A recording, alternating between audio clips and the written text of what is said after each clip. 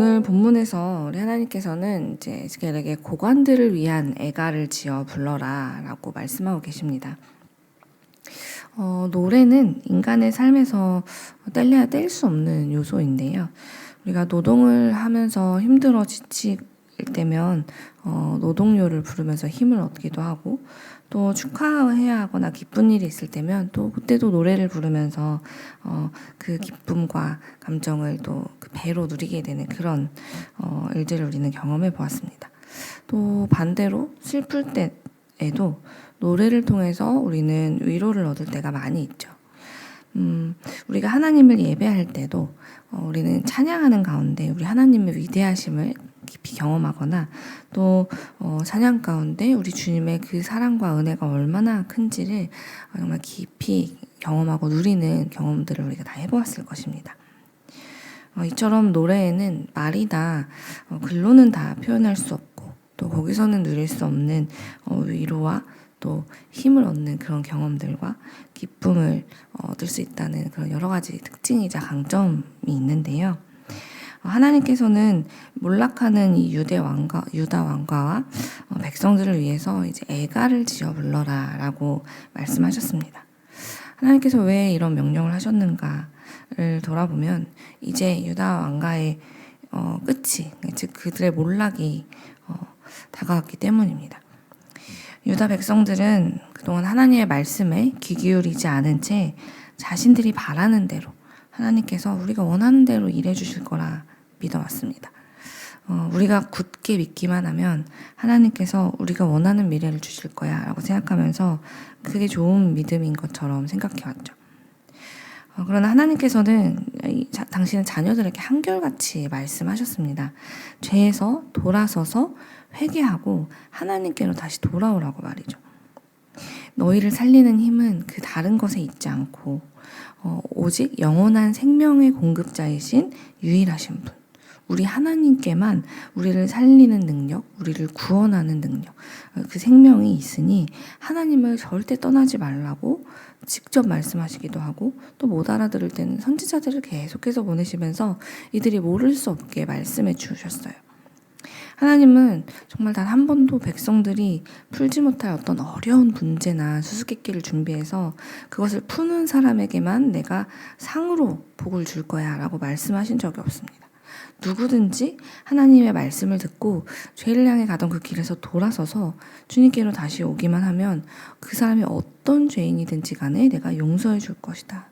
그러니 어서 주께로 돌아와라 라고 이 성경에도 우리가 모를 수 없게 기록해 주셨고, 또 당신의 아들이신 예수 그리스도를 보내심으로 그 하나님의 뜻과 마음을 증명해 보이셨고, 또 이렇게 우리가 기도할 때나 찬양할 때나 예배할 때 언제든지 우리를 찾아와서 주님의 그 진심을 가르쳐주고 계십니다.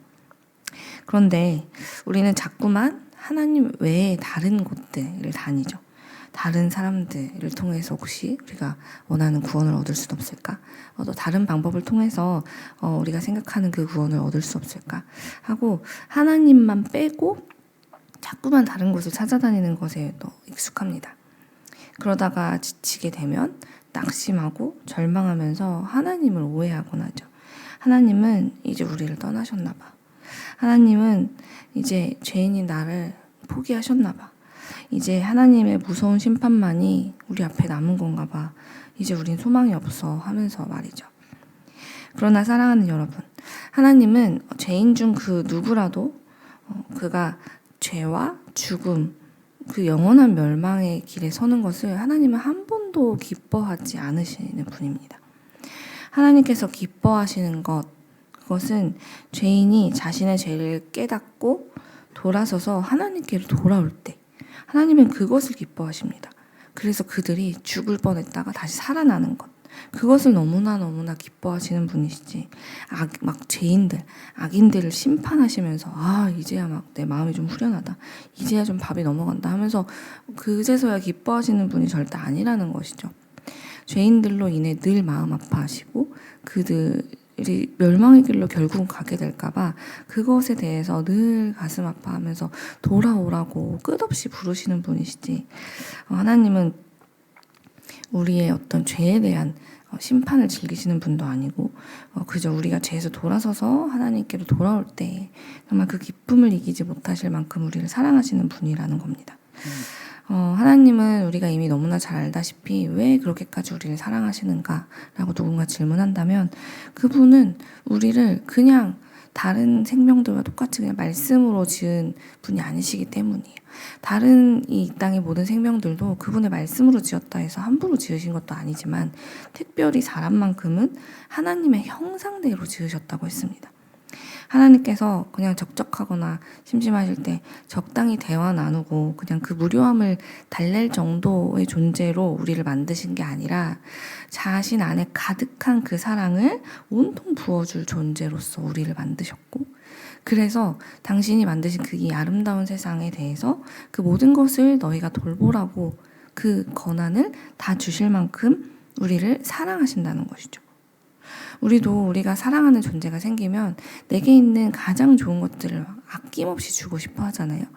하나님께 우리가 그런 존재라는 것입니다. 내 것을 다 줘도 아깝지 않아요. 여러분이 여러분의 자녀에게 정말 있는 걸 주고 또 주고도 그것을 더 주지 못한 것을 미안해하시고 안타까워하시고 내가 내 자녀를 위해서라면 정말 내 생명까지도 줄 수 있어 라고 말씀하시는 그 사랑에 정말 셀 수 없는 더 몇 배의 사랑을 하나님께서는 우리를 향해 갖고 계신다는 것이죠.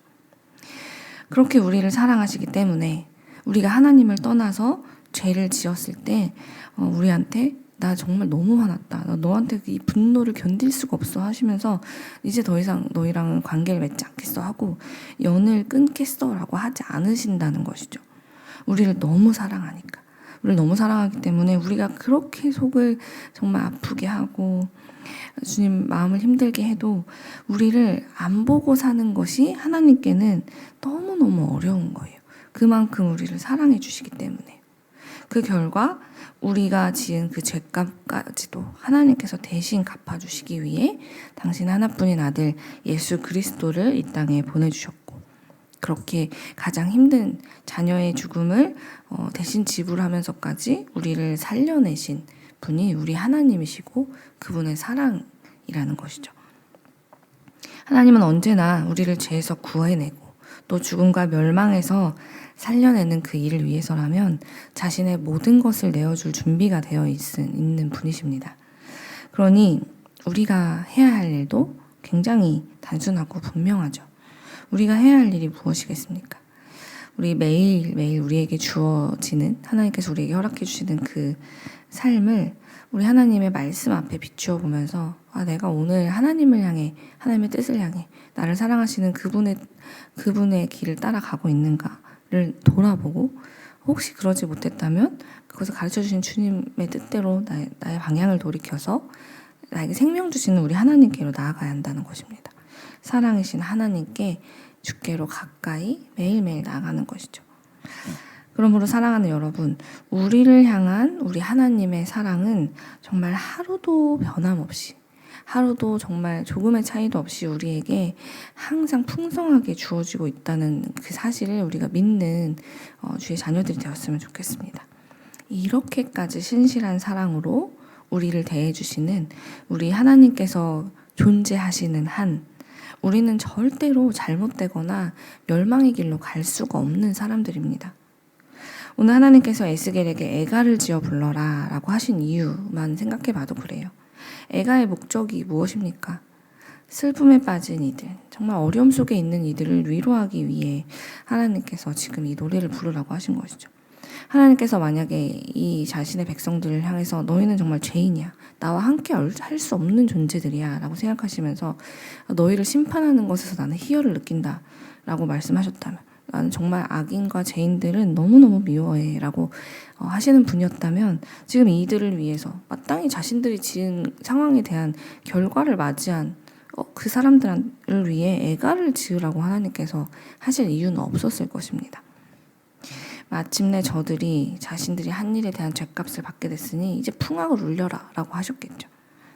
하지만 우리 하나님께서는 당신의 백성들이 그 죄로 인해 심판을 받게 된 현실에 대해서 통쾌해하지 않으셨다는 거예요. 그들의 괴롭고 힘든 이 현실 앞에 누구보다도 내가 그 힘듦을 잘 알고 있다 라고 그들의 아픔에 깊이 공감하시면서 그들이 빨리 그 고난에서 벗어날 수 있도록 현재 겪고 있는 이 아픔과 고통을 위로하시기 위해 에스겔에게 애가를 지어 부르라고 하시고 또 그들을 살리기 위해 빨리 나에게로 돌아와라 라고 이 변하지 않는 진리, 우리는 하나님께 나아갈 때 살아날 수 있다는 것, 하나님과 함께 할 때 주님만이 주시는 그 평안과 은혜를 누릴 수 있다는 것을 또 한 번 전하게 하시는 것이죠. 그러므로 사랑하는 여러분, 우리를 살리기 위해 오늘도 하나님께로 더 가까이 나아와라 라고 부르시는 우리 주님의 음성에 귀를 기울이는 우리가 되었으면 좋겠습니다. 하나님과 약속한 이 예배 시간을 삶의 우선순위에 가장 높이 두고 무슨 일이 있어도 하나님과의 약속 시간을 지켜내고 또 일상 속에서는 주님의 이름을 더 자주 부르면서 주님과 동행합시다. 자칫하면 죄인들을 따라서 사람들이 많이 가는 그 길을 따라서 우리도 자꾸만 죄의 길에 나도 모르는 사이에 서 있을 때가 많이 있는데요.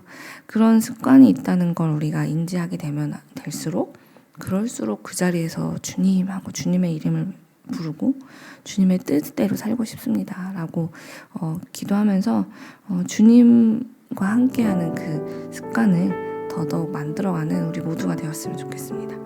그렇게 어제보다 오늘 또 오늘보다 내일 그렇게 시간이 갈수록 하나님께 더욱더 가까워져서 하나님만이 주시는 영원한 생명을 누리며 주님의 평강이 오늘도 우리를 지키셨습니다 라고 고백하는 믿음의 자녀들이 되기를 기도합니다. 기도하겠습니다.